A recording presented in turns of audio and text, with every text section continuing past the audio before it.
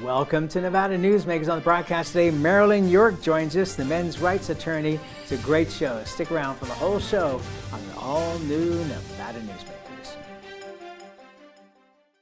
Hello, is this D&D Roofing? Yes, it is. How may I help you? You did such a great job on my roof.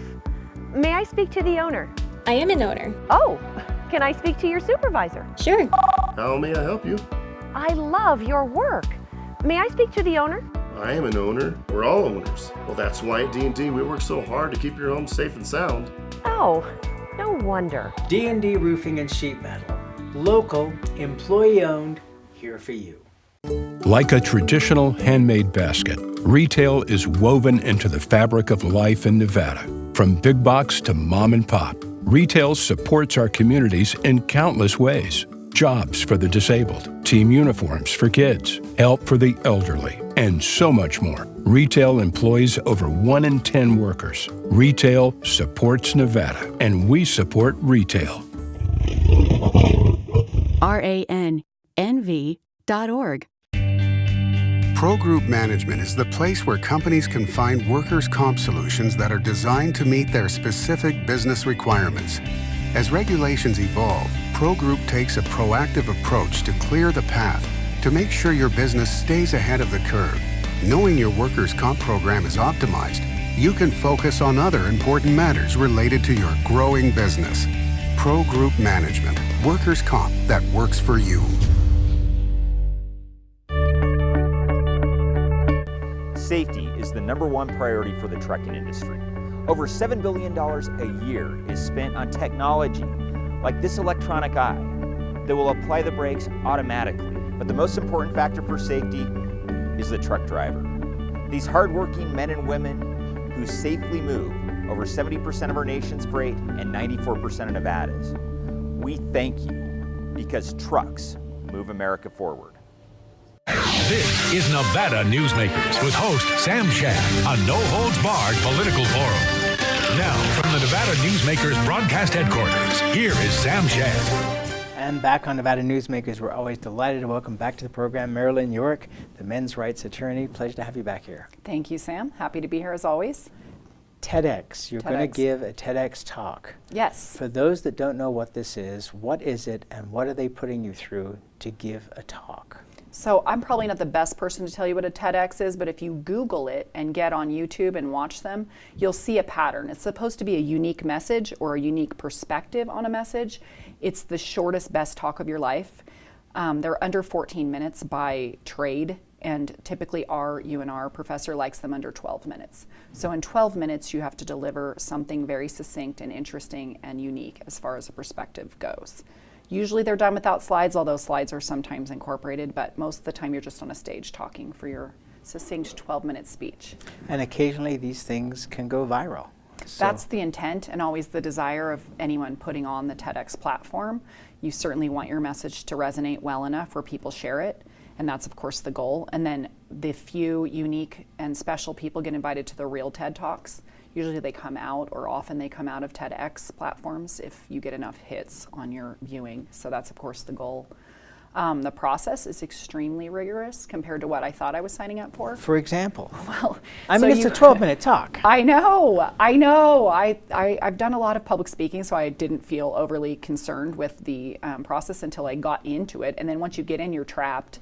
So you apply sometime in August, the deadline is, and the application isn't particularly grueling this time, although I filled out the wrong application because that's how smart I am. And that one was so hard I put it off for a month because it asked you, and it limited your amount of words. So then I got stuck. I can't limit my amount of words. It already trained you to be succinct. And it would ask you, like, tell a story in like 250 characters, not words, characters that resonates who you are. I'm like, I can't be succinct. That's my story. Like, I'm done. So anyway, when I finally finished it, I realized it was like the 2016 application. So the application currently is not overly rigorous, but then a committee has to sit down and decide that you're worthy of, being on the stage. And it's by topic and of course experience. You have to attach documents showing your speaking in the past if you have them, and certainly most of us do. And then they choose you. Then each month you have something required of you. The first month was just an idea sheet. They give you questions, you answer. The next month you have to submit your entire script and then physically show up and read it to them. And then a committee of around 15 people the first time then give you constructive criticism on the spot. And you can't take notes, which is really uncomfortable for me. And they help you narrow your topic and better explain it. It was actually a wonderful process. I wish someone would do this for all my legal writing. I mean, it's like this free committee of brilliant people who are kind and positive and give you this amazing feedback, but it's also overwhelming and embarrassing because it's your personal, story. If you're doing a TEDx talk, it's super personal to you. So it's weird. And I'm always afraid there's haters in the crowd. I have, a contingent of haters. I'm like, occasionally, yeah. Yeah, I earned. Someone's going to do it, but they were great. And then it took me maybe 10 hours the first time to revise the script. And then the next month I did the same thing with a committee of 30. Different people than the first time, sometimes a few of the same, which is nice because they can see how you've evolved. This one was a lot harder. I got in a yelling fight with one of the women in there. Because? Surprise, she didn't like my topic or the message that I'm sending, but it's a real message. It's true. Of course she doesn't like it. What's the topic? So essentially my topic is, what has 20 years of representing men in divorce taught a woman about fatherhood? And it's very pro-fatherhood, and it's full of statistics that support the fact that fathers are crucial in the upbringing of their children. And she's raising children without a father and doesn't like that message. Well, it's not my data, lady. It's not my message. It's real data. I have kids I'm raising without dads. It sucks. It's horrible. I don't like to think about these statistics either, but they're real. You can't change them. All we can do is try to help our kids overcome them.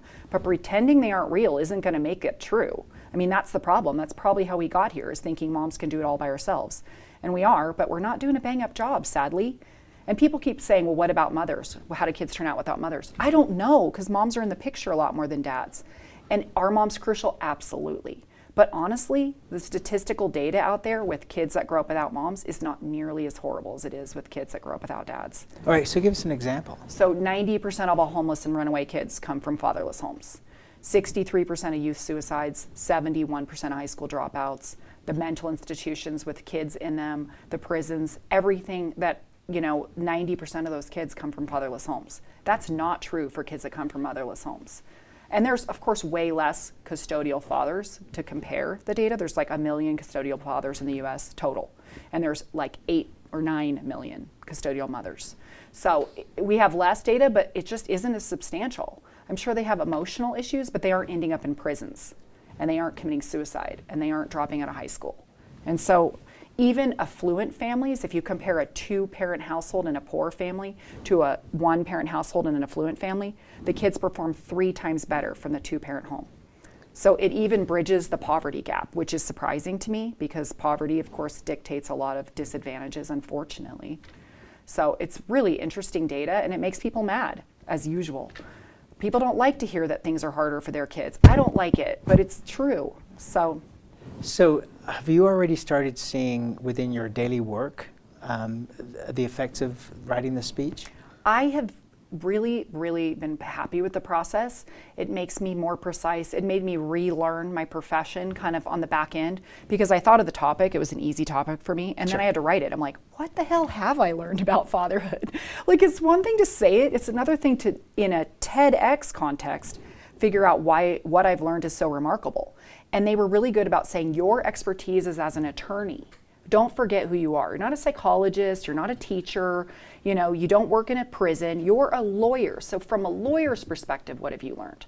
But then combine that, expertise with your personal life. Like, I'm a mom, I have 3 kids. They have 3 different dads. Just own it. That taught me a lot. I live my work every day, Own the fact that your dad runs the business into your practice and you have a complicated relationship. Like, all of those dynamics together are what gave me this expertise. And I've been doing it 20 years now, so that gives me the unique perspective. I don't know another woman in the United States representing men in divorce. And so because of that unique perspective and practice, and I have 9 female employees, it's given me a name for myself. That's why Hollywood keeps messing with me and wanting to include my perspective/story in TV shows. One of these days, one of those is going to happen, right when I'm old and look like beef jerky on TV. So I have to be on a diet because I don't want to be fat on the TEDx stage and I'm vain. I'm not above it. And I gained weight being stressed out last summer. I'm there's a lot of lights on that stage. And of course you hope it goes viral. I mean, that's their goal. And it's great. It's one of the few places where I will be serious. You know, often I'm being a jerk, and when I go on TV, it's like Daniel Tosh, where I'm totally being, you know, slapstick. So it'll be nice to represent our profession and my perspective on fathers in a very serious and well-reasoned context. Yeah, but you've been heading into a more serious direction anyway, because the last appearance on this program, it was a whole different Marilyn. Well, than you I'd saw seen my before. dark face. I was dark. No, it wasn't dark. That's dark it for was me. reality. It is. And I do have moments where I'm more serious. Obviously, I'm serious in court most of the time.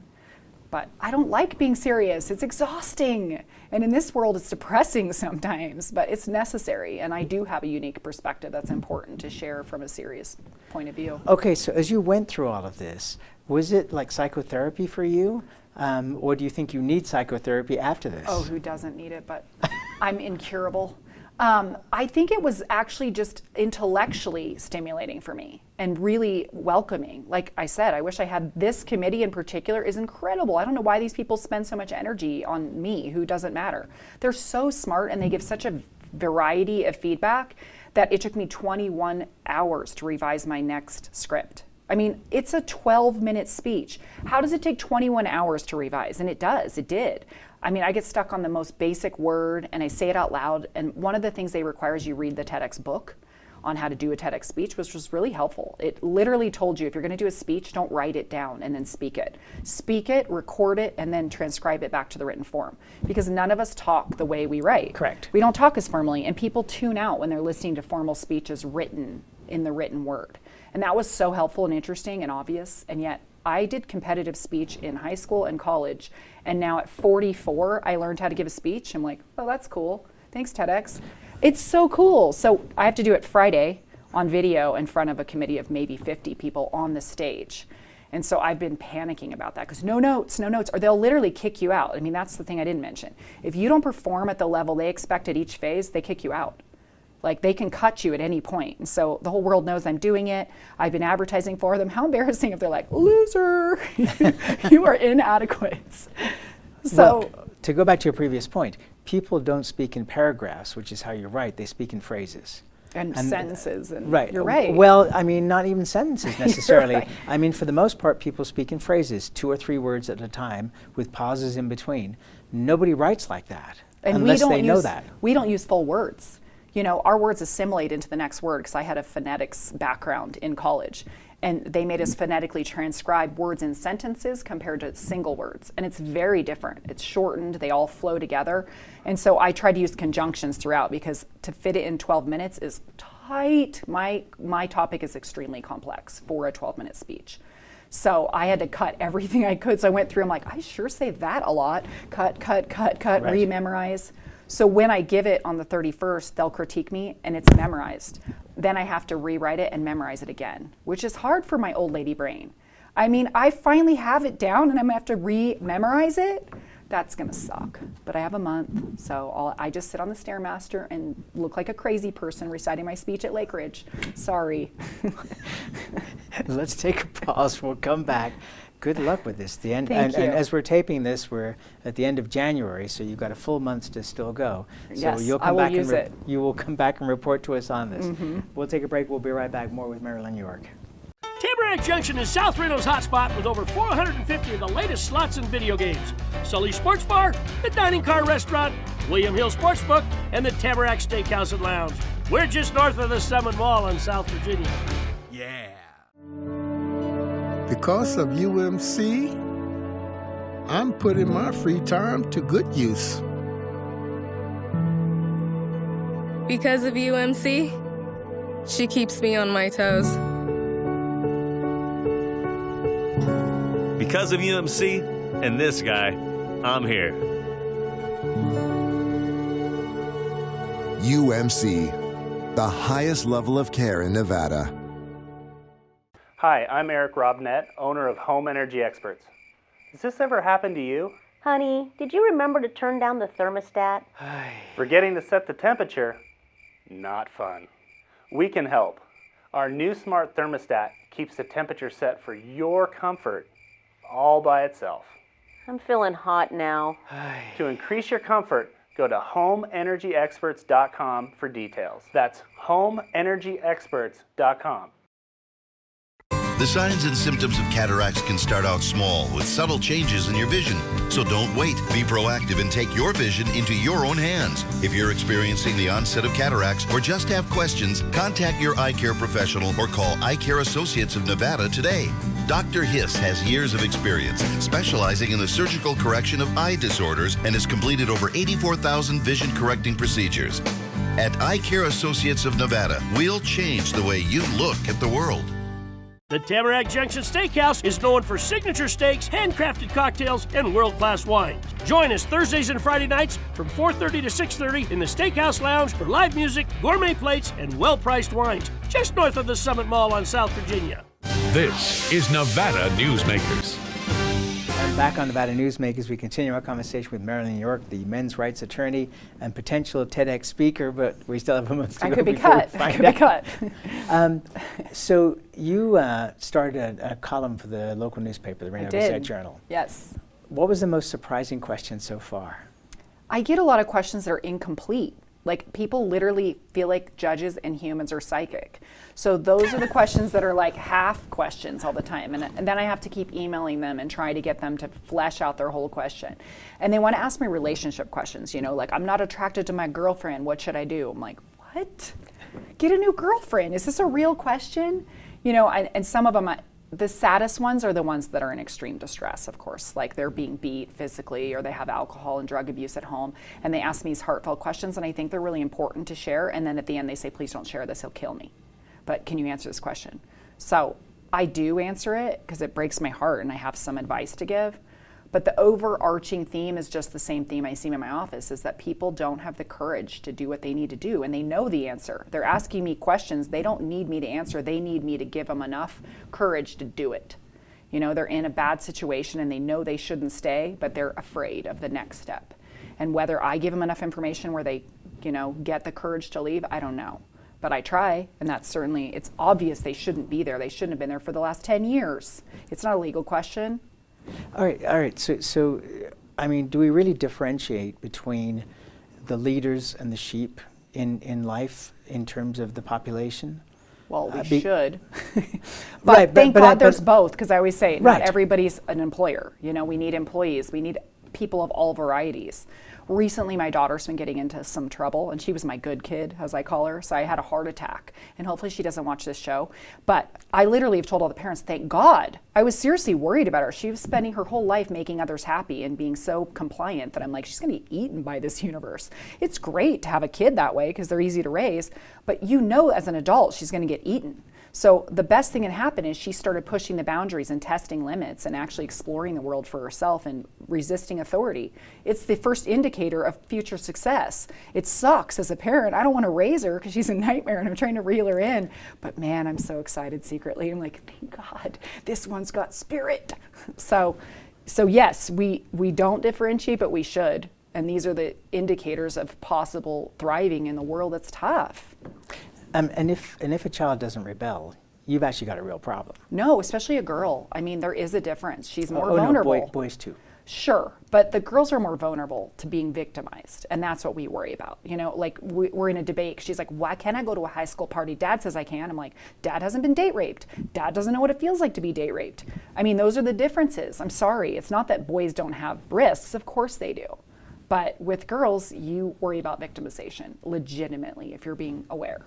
Have we gone too far with Me Too? Yes, we went too far day 2. Is it an important message? Absolutely. It's absolutely important. I love what's come of it. I love, you know, the Bombshell movie, and those messages are really important. And there have been real issues for a long time, but Me Too was ridiculous from the front end. And it's not Me Too's fault. It's the stupid people that take it too far because men flirted with you. Oh my God, shut up.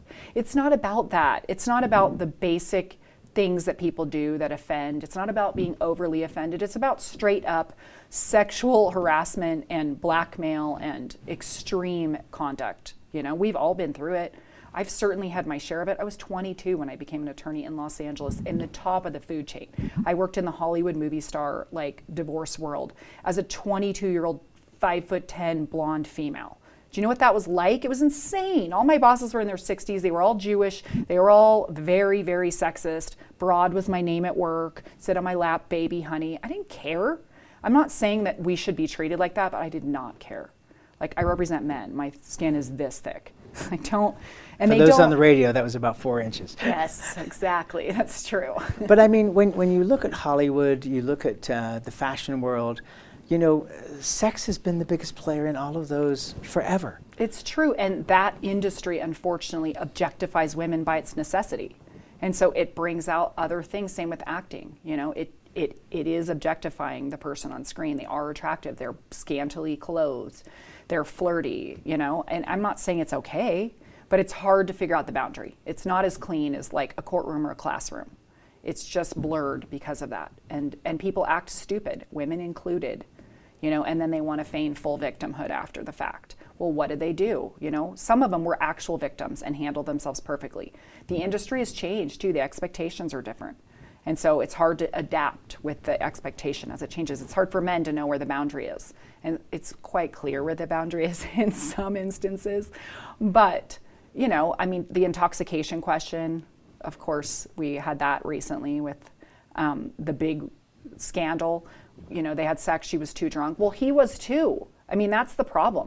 If you're both that drunk, then you should be careful not to be that drunk. I mean, how come men get held to this perfect standard when they're completely blitzed, but she is too, and she gets protected and he doesn't? I mean, apparently, and I've never been drunk, I know that's surprising, but apparently you act the same when you're drunk. It just takes down your inhibitions, and so Correct. you know, your guard's down. So maybe she is more flirtatious that way and he's more aggressive. It doesn't make his behavior okay, but that's the way they're going to act, and then they take their inhibitions down. This is why I'm pro, please don't ever use a substance to my kids. I know it's not realistic. I've learned that recently, apparently. But I say that, you lose control. Like, you may get out of a situation only because you're sober. Like, no good comes of losing control and being, you know, not aware of your environment. So it's something people should be aware. And just briefly, if it weren't for the lack of control, then a lot of us wouldn't be here on the planet. Well, there's that. My parents are super boring. We'll be right back. Dimitri Prine here for Design Outdoor. Come visit Design Outdoor's store and backyard to see our wide selection of fire pits, barbecues, and pizza ovens, natural stone water features and fountains, and frost-proof pottery. Our store and backyard are located at 11600 South Virginia, just north of DeMonte Ranch Parkway. Visit designoutdoor.com or call us at 851-9499. One of the most psychologically damaging things parents can do to children in divorce is disparage one another, which is why I can't believe I even have to make this commercial. Half of your kids' genetics come from this person you're spewing hate about. Your children have the right to love you both, but more than that, they deserve to love themselves. Marilyn York might be a men's rights divorce attorney, but this is for every selfish parent. Shut up!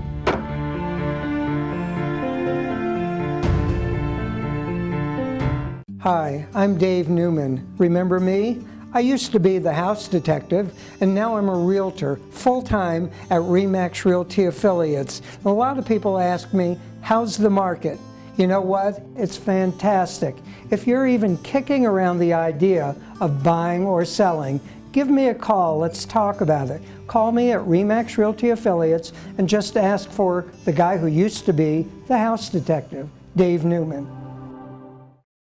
Everyone is talking about opioids, but they're not the only drugs that can be harmful if taken in large quantities or not as prescribed. You also need to be aware of side effects from anxiety drugs, muscle relaxants, sleep aids, and stimulants. Mixing prescription drugs with other drugs or alcohol can be dangerous.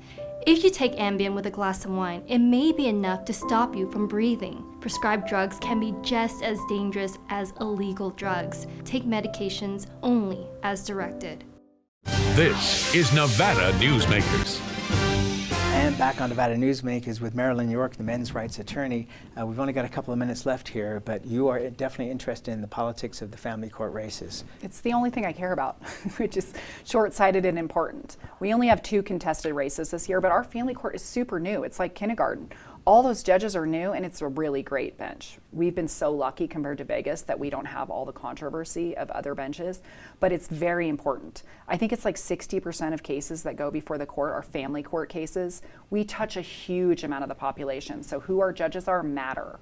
So we have an incumbent race with Judge Rob running against Aaron Boucher. Aaron Boucher is the one that had the spray paint signs. For those of you that might remember, years ago he ran against Dixie Grossman and lost.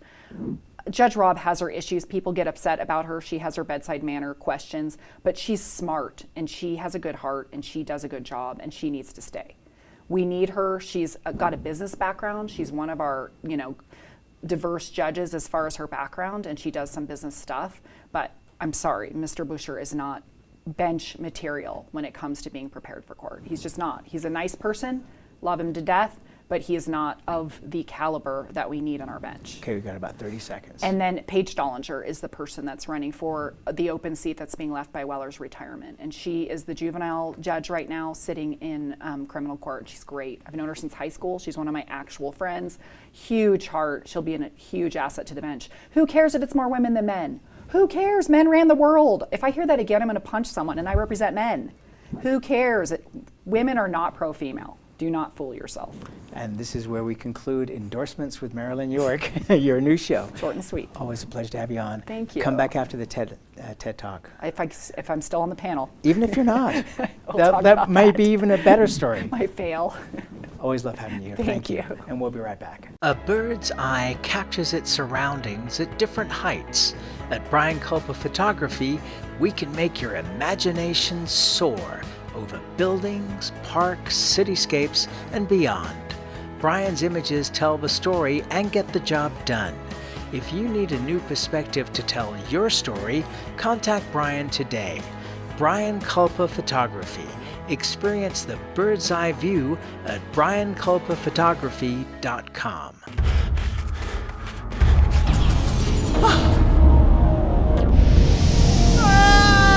Kenny!